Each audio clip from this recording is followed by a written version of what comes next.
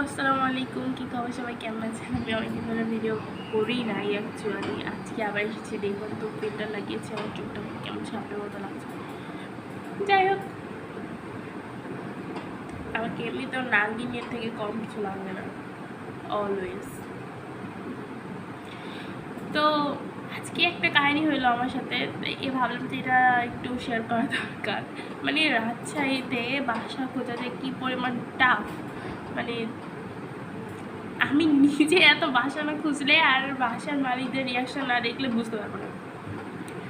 একটা বাসা দেখলাম, তো আন্টি একটা দাম বললো, আমরা একটা দাম বললাম, বাট আন্টি শুনলেন না। দেন বললো যে না, হবে না, আমরা দিতেই পারবো না, এটা ছাড়া আমরা কিছুতেই বাসা দিতে পারবো না, বাসাটা দেখো, বাসা দেখে এই দামে কখনো মনে হবে না, ব্লা ব্লা এই সেই মেলা কিছু বলে দিল।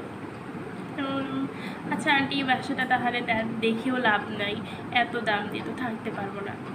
লাইক আর একটা বাড়িতে আমরা গেছি, জাস্ট যে ফাঁকা আছে নাকি, ফাঁকা আছে, দেখা যাচ্ছে হচ্ছে নতুন করা হয়েছে, টাইলস লাগানো হয়েছে উপরে 3 তলাতে।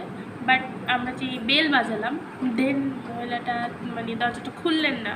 তো ওই বাসায় মেবি আর একজন থাকে, তো একটা ছোট ছেলে, ও হচ্ছে স্কুল থেকে মেবি ফিরছিল, তো ও আসছে, এসে হচ্ছে গেট খুঁজছিল। তো বললাম যে বাসা কি ফাঁকা আছে? বলছে এখন তো না, একটু পরে হবে আর কি, এখনও ফাঁকা হয় নাই, কিছু কাজ আছে, কাজগুলো শেষ করতে হবে।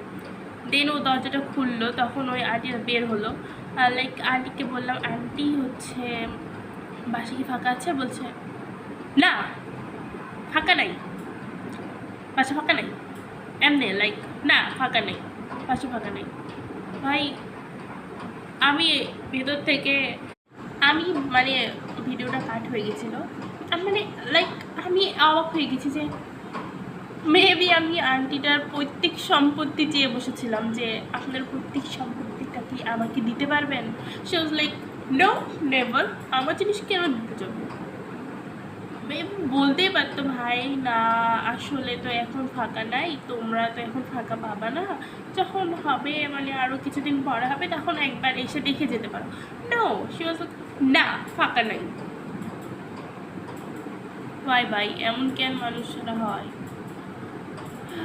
বাই বাই, আজকের জন্য এতটুকুই বলার ছিল।